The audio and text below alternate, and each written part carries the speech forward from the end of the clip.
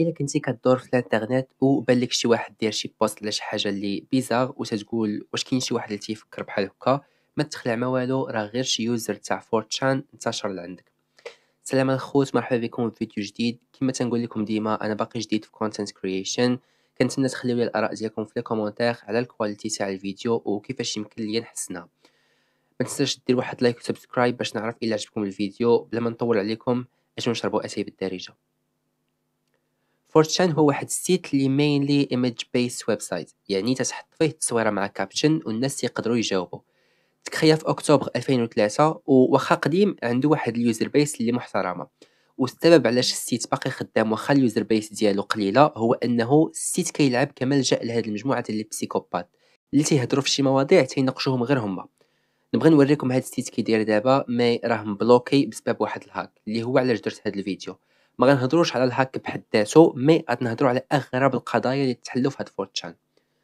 في نوفمبر 29 2007 غادي تحط واحد البوست في فورتشان اللي تيقول الا قدرتي انك تقدر الرقم تاع هاد البوست صحيح غادي تربح معنا اللوكيشن تاع هاد البنت.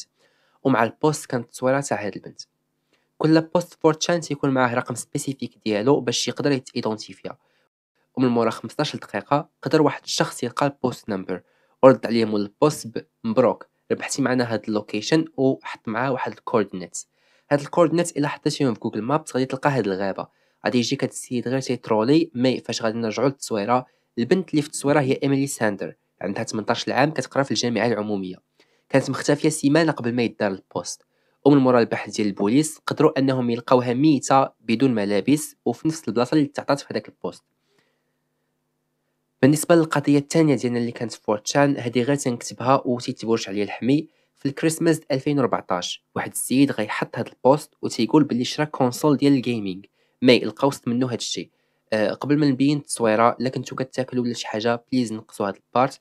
في الاول غادي يسحب لكم غير هذاك الشيء اللي في بالي وبالكم، مي من بعد مول البوست غادي يحط التصويره.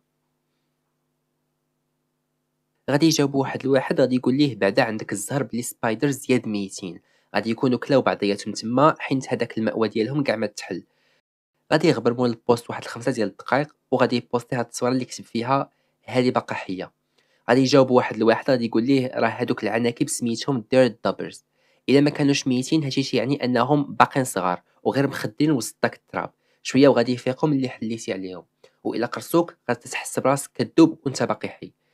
في الاخر غادي يحط هاد البوست اللي قال فيه بلي ما كانوش ميتين وبداو كيتحركوا كاملين بطريقه هستيريه وسط الدار. انا خرجت من الدار وعيطت على المختصين. غتكون الحلقه ديال اليوم كتسالى هنا. الا كانوا تيعجبكم بحال هاد الفيديوز ما تنساوش ديروا لايك وسبسكرايب وكومنت. هلاو.